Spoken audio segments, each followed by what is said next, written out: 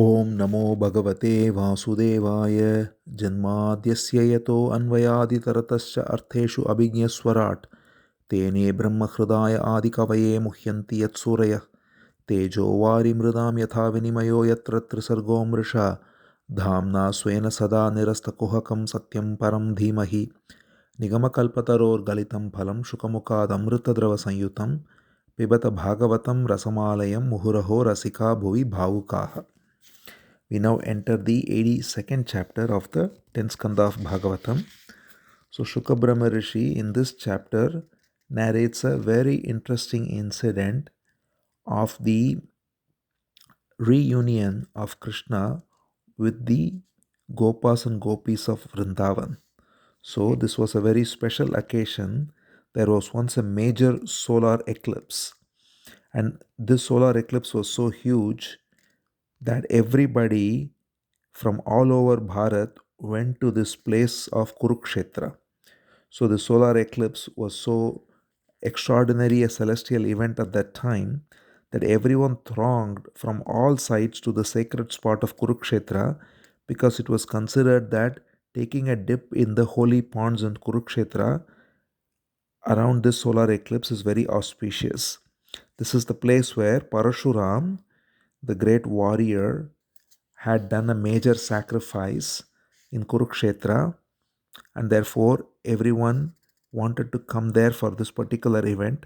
So all people from all parts of India assembled at Kurukshetra, and so did the Yadus, that is the clan of Krishna. So Akrura, Vasudeva, Ugrasena, who are Krishna's father and uncle and so on, as well as Krishna's sons Pradyumna, Samba, everyone went along with Krishna and Balaram.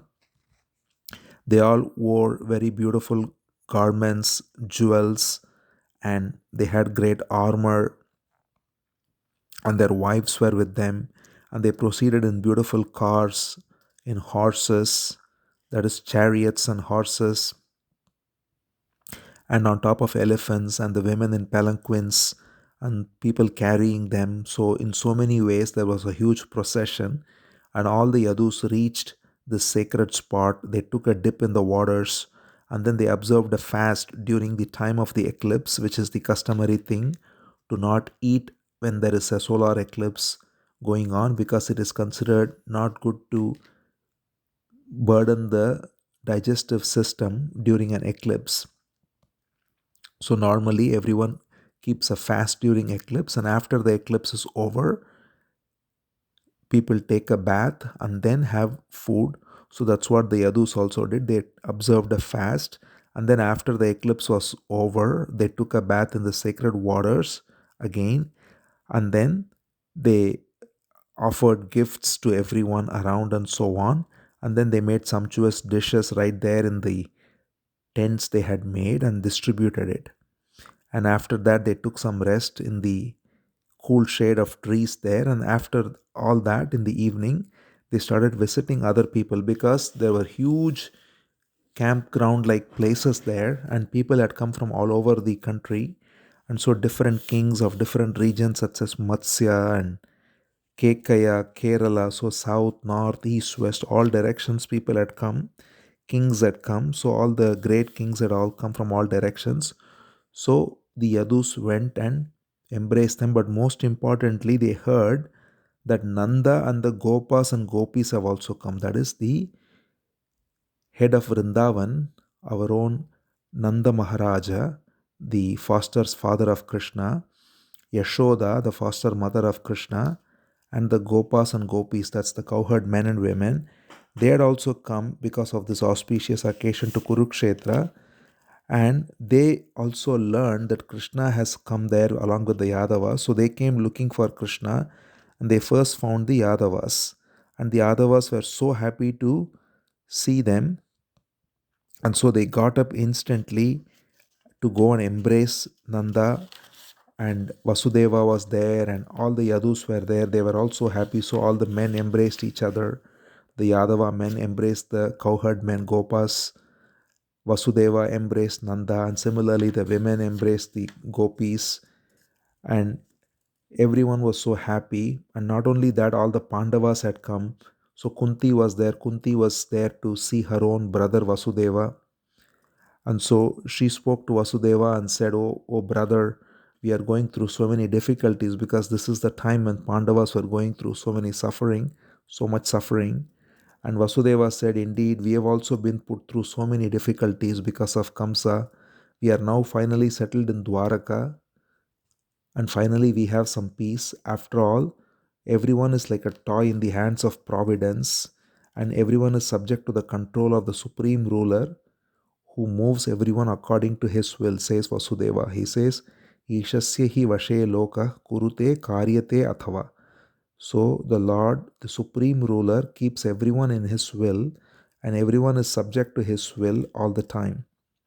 So in this way, they have conversations, and the kings present there honored Vasudeva, Ugrasena, especially all the kings that had come there, including the Pandavas and Kauravas too. That is, Bhishma was there, Drona, Dhritarashtra was there, Duryodhana, and the Pandavas were there, and various other kings such as Nagnajit, Purujit, Drupada, all of them were there, and everyone had accepted the sovereignty of Yudhishthira. As we saw, Yudhishthira had already done the Rajasuya sacrifice, and so everyone was under the sovereignty of Yudhishthira, and they were all so happy to see Krishna there. Every single one of them came to get the darshan of Krishna, who was looking so splendorous, the abode of all excellence and all beauty.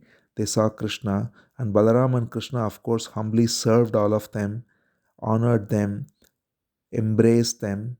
And then seeing all this, all the kings addressed Ugrasena. Ugrasena is the grand uncle and the king of Dwaraka, in whose name Krishna is ruling Dwaraka. So Ugrasena, who's the elderly king, he is addressed by all the other kings, and they say, you Yadavas are so fortunate in that you are constantly having Krishna before your eyes. Every yogi is yearning to get his darshan, and yet you are having him in front of your eyes. The glory of Krishna is sung by the Vedas. The water that washes his feet flows as Ganga, and any words glorifying him is considered scripture. And yet, such a great being is casually present among you. You are related to him through family connections, and you see him, touch him, walk with him, chat with him, sit with him, eat with him, sleep with him.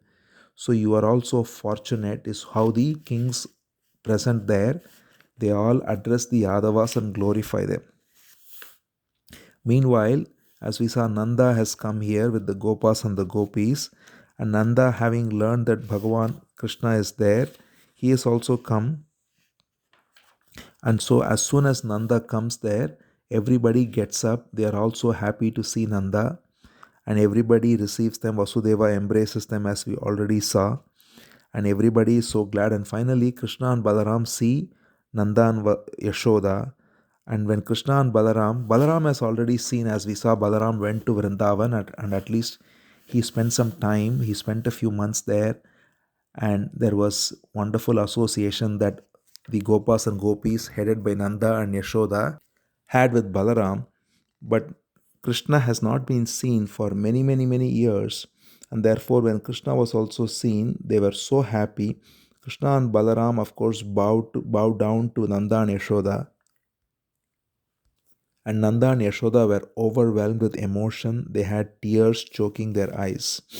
It says, Krishna Ramo Parishvajya Pitarau Abhivadyacha. So, Krishna and Rama, that is Krishna and Balaram, they embraced and also bowed down to Nanda and Yashoda, who could not even speak a word.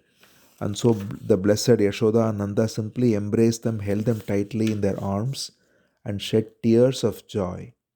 So we can imagine especially the joy of Yashoda and Nanda.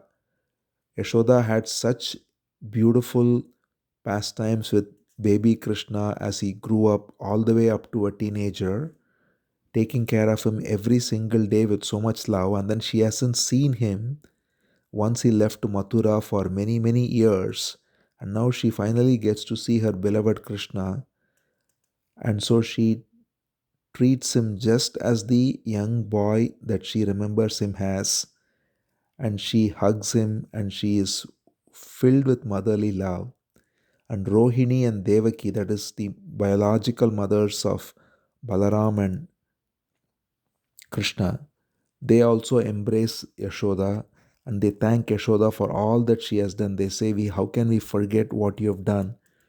When we were persecuted by Kamsa and Krishna had to be taken out of Mathura even on the first day of his appearance, it was you who protected both Krishna and Balaram, and you took care of them, you nourished them, you loved them, you did everything for them more than a biological mother would do. You are such great souls. In this way, Rohini and Devaki also glorify Yashoda, and Yashoda and Nanda are so happy to be with Krishna. After this, now comes the most beautiful reunion of Krishna with the Gopis. Because not only has Nanda and Yashoda come, not only have all the senior cowherd men and women come, but also the Gopis who were beloved lovers of Krishna, they've all come. And as we know, they are so much in love with Krishna that they don't even like their eyelids when they close when they are in the presence of Krishna, and they have such intense longing for Krishna, and they have held him in their heart. They hold always Krishna's memory in their heart every moment, and the state of oneness they have, it is said, with Krishna is not possible even for the greatest yogis. So, in this highest state of absorption, they always remain, and they have now come to Kurukshetra, and they are now finally, after all these years, they are now in the physical proximity of Krishna. So, Krishna finds them separately. They are all so shy to not even come where Nanda and Yashoda are there, and all the elders, Vasudeva is there, everyone is talking. The gopis have not even come there, they are in a very secluded spot. So Krishna finds out where they are. He goes there, he embraces them with love, and then he speaks to them so sweetly. He says, we had to go out of Vrindavan to Mathura due to our royal duties, such as killing Kamsa and all the rest. I hope you have not forgotten me, because I cannot repay the love that you have for me. But you do know that as wind brings together and scatters clouds or blades of grass or particles of dust, similarly it is time, it's providence that brings and separates people, and that is how we were separated too when the time came for me to go and execute my royal duties. However, you have such love for me in your heart, the kind of love that brings eternal devotion and immortality. He says, Mai bhaktirhi bhutanam amritatvaya kalpate. The kind of love you have is one that gives immortality.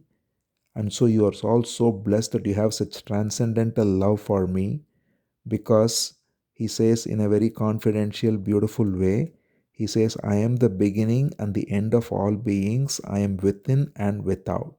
He says, Aham hi sarva bhutanam adiranto antaram bahihi. I am beginning and end. I am inside and outside, within and without.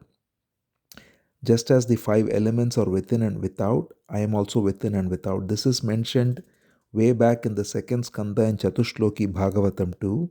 The third verse of Chatushloki Bhagavatam is where Krishna tells Brahma there that just as the five elements are both within and without the bodies, similarly I am within and without. And this special instruction is what Krishna tells the gopis here, that I am within and without, like the elements are within and without.